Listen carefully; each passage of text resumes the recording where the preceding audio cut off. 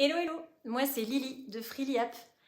J'ai passé une bonne partie de ma vie à chercher des solutions pour me sortir des troubles du comportement alimentaire et de mes douleurs chroniques. Anorexie, migraine, maux de dos, fibromyalgie. En fait, j'étais jamais tranquille, j'avais toujours quelque chose. Alors lorsqu'enfin j'ai trouvé des réponses et des solutions, de vraies solutions réelles, concrètes à mes symptômes, je me suis fixé deux objectifs. Reprendre le contrôle de ma vie et m'en sortir. Tic, ça c'est fait. Et puis transmettre ce que j'avais appris et compris pour aider ceux qui malheureusement souffrent encore. Car il existe une explication rationnelle et neuroscientifique à des douleurs et à des symptômes qui peuvent encore parfois, aux yeux de la société et même encore parfois aux yeux de certains praticiens, paraître imaginaires ou pire, imaginés. Alors, je me plains absolument pas. J'ai eu une enfance heureuse et j'ai jamais manqué de rien. Pourtant, je ressentais quand même un manque peut-être, celui d'un petit frère ou d'une petite sœur avec qui jouer ou me disputer en fait. Parce que la vie de fille unique, c'est pas toujours super fun. D'autant que ma maman souffre de migraine chronique. Alors pour m'évader, je m'invente une vie. Il n'y avait pas le portable à l'époque. Je joue au Monopoly avec mes amis imaginaires et puis je joue à la maîtresse avec mes ours en peluche. Un jour pourtant, je grimpe sur la table du salon et puis je me mets à chanter.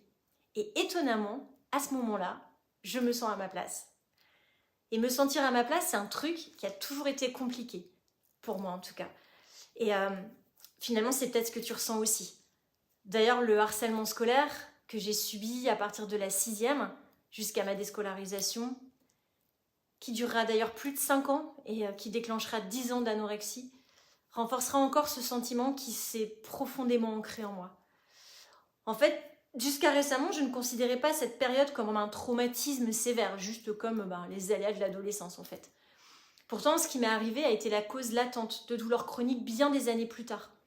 Ce qui prouve bien que l'environnement dans lequel on grandit et on s'épanouit ou non peut avoir une influence sur notre avenir et peut-être la cause d'apparition de symptômes chroniques bien des années plus tard.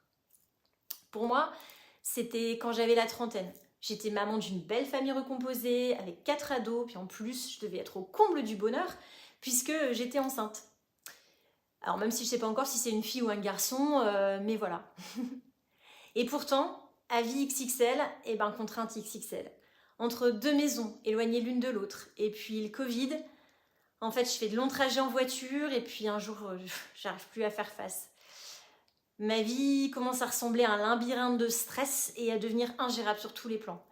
Et là, je suis en proie à un burn-out total, pro, perso. Et je me dis, mais en fait, comment j'en suis arrivée là? Je sentais en fait aussi cette peur monter en moi, celle de me dire, je dois être à la hauteur, je peux pas craquer, alors que ma famille, mon bébé à naître, ils ont tous besoin de moi. Et j'avais peur, en fait, très peur, mais cette émotion, je la ravalais, je la refoulais, je la réprimais, je devais en fait tenir bon. Et si tu me regardes, alors peut-être que toi aussi, en fait, tu veux tout gérer, ne décevoir personne, mais en fait, c'est tellement difficile parfois. Et moi, en fait, un matin, je me réveille, légèrement avant ma petite puce, qui est âgée de quelques mois et qui me laisse pas beaucoup dormir. J'essaye de me lever et une douleur, mais alors très vive dans le bas du dos, se fait sentir, c'est un coup de poignard. Je me dis, c'est pas grave, je dois aller travailler, j'ai sûrement fait un faux mouvement pendant la nuit. Mais ce que je ne sais pas, en fait, c'est que ce n'est que le début. Le début de 5 ans d'enfer. Et en tout, je vais mettre plus de 20 ans à mettre un terme à l'anorexie et aux douleurs chroniques. Et à trouver des solutions pour qu'elles ne reviennent plus. En fait, pour tout dire, un jour, on me conseille de lire les écrits en anglais du docteur Sarno et les publications du docteur Schubiner et d'Alan Gordon sur la connexion corps-esprit. Je t'avoue qu'au départ, j'ai du mal à adhérer au concept parce que je suis très cartésienne. Mais ensuite, ce que j'avais lu s'est mis à trotter dans ma tête. Et puis j'avais toujours ces douleurs qui partaient, revenaient, repartaient, s'aggravaient et partaient plus du tout. Elles étaient toujours là, présentes, persistantes, mais ça pouvait aller de la petite douleur légère que j'arrivais à oublier à des douleurs extrêmes, paralysantes, au sens propre comme au figuré, puisque je finirais de toute façon paralysée et au fond d'un lit. Et ça a vraiment été difficile. Mais du coup, je veux vraiment te rassurer là aujourd'hui avec cette vidéo. Lorsque je traverse cette période, qui est probablement la plus sombre de ma vie, il n'y a quasiment rien en français sur ces douleurs soi-disant inexpliquées. Et j'ai dû me tourner vers les pays anglo-saxons, et notamment les États-Unis et l'Australie, pour trouver des solutions et surtout aussi pour trouver des réponses à mes questions. Mais aujourd'hui, même si je sais que c'est difficile pour toi et encore probablement plus difficile pour toi de me croire, même si je suis passée par là avant toi, ouais, je sais, hein, lorsqu'on vit cet enfer, on se dit qu'on s'en sortira jamais. Et c'est un problème majeur car cela devient même comme une identité. À l'époque, je n'étais plus Lily, j'étais une fibromyalgique, j'étais une douloureuse chronique. Et puis, lorsque tu t'arrêtes aussi de faire certaines activités ou de travailler, car tu as mal, en fait, le cerveau se dit qu'alors ce que tu as, cela doit vraiment être grave en fait. Et il se considère alors lui aussi comme le capitaine d'un bateau qui coule. En fait, si ton cerveau pense que tu es cassé, que ton corps est cassé ou en danger, il se comportera comme si c'était vrai. C'est pourquoi, tant que tu es convaincu que ton corps a un problème, ton cerveau en est convaincu aussi. Et il continue de tirer la sonnette d'alarme, cette alarme étant la douleur. Lorsque tu souffres de douleurs chroniques ou de TCA, elles s'approprient ta vie, elles deviennent ta vie en fait. C'est ce à quoi on pense en fait, nuit et jour. C'est ce dont on parle à tout le monde et c'est ce dont tout le monde nous parle aussi et tout le temps. Ça va aujourd'hui? Et du moment où tu ouvres les yeux, enfin si tu as réussi à dormir malgré les douleurs, jusqu'au moment où tu t'écroules le soir, sachant que de toute façon la nuit sera horrible, tu es consumé de l'intérieur par tes douleurs. Et tu ne rêves finalement que d'une chose, t'en débarrasser coûte que coûte. Se débarrasser de la douleur, c'était ma seule priorité. C'était devenu le but de ma vie, l'unique but de ma vie. Le reste passant au second plan, puisque de toute façon, je n'étais plus capable de rien faire. Alors si tu as écumé les salles d'attente et que tu reçois toujours comme moi la même réponse, écoutez, je ne comprends pas, vos examens sont normaux, vous n'avez rien, et avec des grosses parenthèses, c'est dans votre tête. Alors, il est peut-être temps d'étudier les autres causes possibles de tes douleurs. Car en effet, même si ton corps n'a objectivement rien, si le cerveau perçoit un danger, physique ou psychologique, il va déclencher le système d'alarme de notre corps, la douleur. Pourtant, si ton corps n'a rien, le cerveau commet en fait une erreur de jugement, il se trompe, et c'est une fausse alerte qui t'impose quand même les douleurs qui vont avec. Alors faire comprendre à notre cerveau que tout va bien est le moyen le plus simple pour progressivement éteindre cette alarme. Comment ? En comprenant ce qui se passe en nous, dans notre corps, dans notre tête, comment fonctionne notre cerveau, à quoi sert la douleur, pourquoi la ressentons-nous. Et puis une fois que nous comprenons comment nous fonctionnons, alors il est possible d'avancer sur un chemin de libération progressive. Alors ce n'est pas simple, car les symptômes peuvent aller bien au-delà de la douleur. Il peut s'agir de vertiges, de problèmes gastro-intestinaux, de fatigue chronique, d'engourdissement, de picotement, bref, toutes sortes de sensations anormales. Mais attention, il ne s'agit pas d'ignorer tous les symptômes et les douleurs que le cerveau nous envoie, car ce sont toujours des avertissements. La douleur peut être créée uniquement à cause d'un danger psychologique ou physique qui n'est pas lié à un problème réel de nos tissus ou de notre corps. Par contre, elle peut aussi être le témoin d'une maladie, d'une blessure ou d'une lésion. C'est pourquoi il ne s'agit absolument pas de cheminer sans le corps médical. Au contraire, pour s'en sortir, il faut travailler main dans la main avec les professionnels de santé. Car de toute façon, ce sera toujours le bon chemin. Car même en cas de maladie chronique ou de blessure réelle, comprendre ce qui se passe en nous et adopter les bons gestes, rester calme et faire confiance à son corps en complément des traitements, permet d'avoir moins mal, quoi qu'il arrive. Si tu paniques, peu importe qu'il s'agisse d'une blessure réelle ou seulement d'une menace perçue par ton cerveau, tu ressentiras plus sévèrement la douleur. Être en confiance, en sécurité, c'est toujours la bonne solution, surtout lorsque notre environnement familial, professionnel, social ou même financier est stressant. En fait, quand on souffre de douleurs chroniques ou de TCA, on a souvent une image de notre environnement et de nous-mêmes très dégradée. Nous avons des pensées et des jugements très durs envers nous-mêmes. D'ailleurs, cela fait longtemps que l'on me demande de faire des vidéos sur le sujet et pourtant je n'ai jamais eu assez confiance en moi pour le faire. Mais aujourd'hui, 11 septembre, cela fait 3 ans, jour pour jour, que j'ai été opérée en urgence d'une hernie discale paralysante pour sauver mes jambes. Alors, je me suis dit, vas-y, commence à faire ces vidéos. Et en fait, si je peux juste redonner espoir à une seule personne qui me regarde, alors ça en aura valu la peine. Quand on souffre, on est parfois submergé par nos pensées négatives.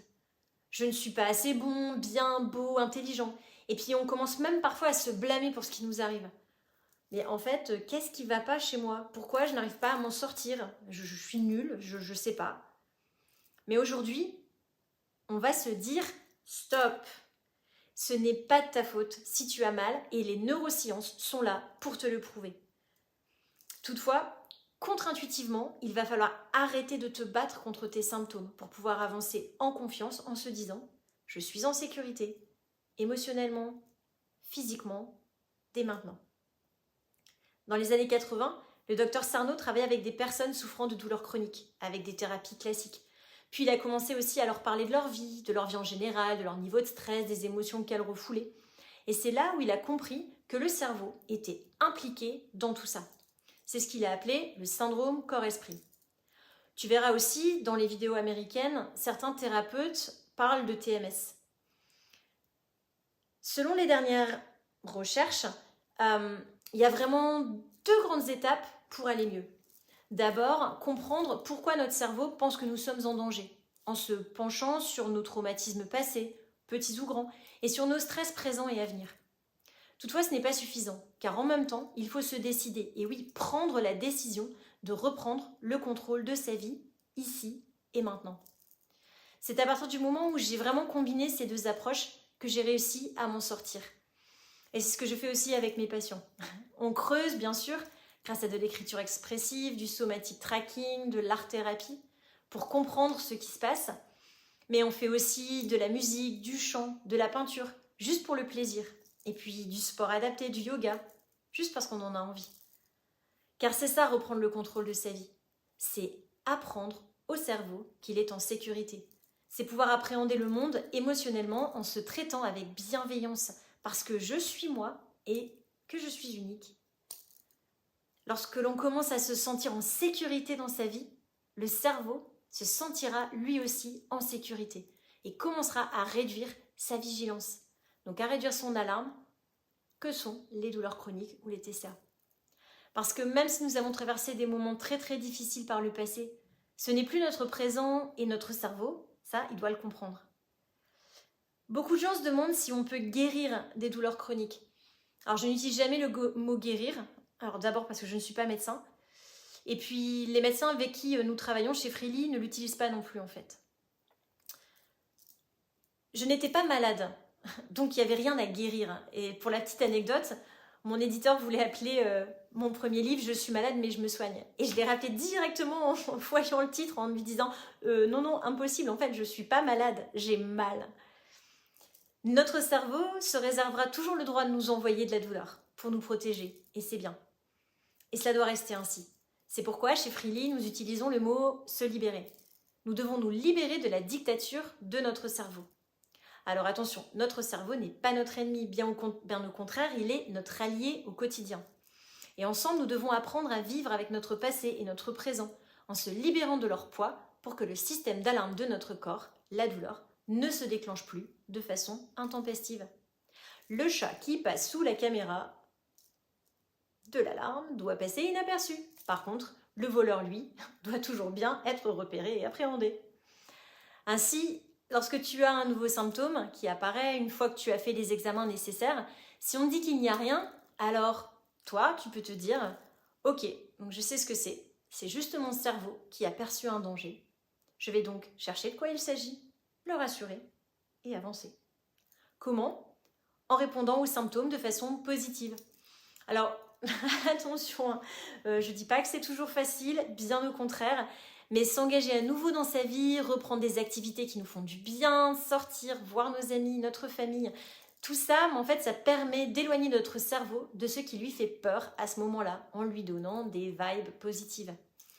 Alors, se libérer des douleurs chroniques et des TCA, c'est quoi? C'est libérer le cerveau de la peur chronique dans laquelle il s'est enfermé. Certaines personnes que j'ai côtoyées ou avec qui j'ai travaillé s'en sont sorties. Leurs symptômes ont disparu, comme c'est le cas pour les miens. Pour d'autres, le chemin est un petit peu plus long. Car entre se répéter « je suis en sécurité » et le croire vraiment, il y a tout un chemin à parcourir. Se dire « je suis en sécurité », ça ne veut rien dire. Parce que le cerveau peut réagir et se dire Non, en fait, c'est pas vrai, t'y crois pas une seconde. Savoir que nous sommes en sécurité, c'est donc réunir des preuves crédibles, tangibles. C'est comprendre les concepts qui régissent les douleurs chroniques et les TCA. C'est trouver des outils simples et efficaces que l'on peut utiliser au quotidien. Alors certaines personnes me disent, mais en fait, pourquoi mon médecin il m'a jamais parlé de tout ça? Tout simplement parce que certains praticiens n'ont pas encore été formés à cette nouvelle vision plus holistique de la médecine. D'ailleurs, ce n'est qu'en 2016 que l'Association internationale pour l'étude de la douleur a reconnu les douleurs nociplastiques ou neuroplastiques, qui sont nos douleurs, c'est-à-dire les douleurs sans blessure, maladie ou lésion. La bonne nouvelle, c'est que tu n'es plus seul. Lorsque je faisais des recherches pour mon livre, les chiffres m'ont littéralement scotché. 20% de la population française souffre de douleurs chroniques. 70% jugent leur prise en charge inadaptée et seulement 3% aura accès à un centre antidouleur, alors que là, c'est la première cause de consultation chez le généraliste. Et les chiffres sont aussi alarmants pour les TCA. 1 million de personnes souffrent de TCA et c'est la deuxième cause de mortalité chez les 18-25 ans. Alors ce que je te propose, grâce à l'application mobile Freely, c'est d'accéder à tout ce dont tu as besoin et tout ce que tu as besoin de savoir pour enfin permettre à ton cerveau de te sentir en sécurité. C'est découvrir des outils à utiliser simplement au quotidien.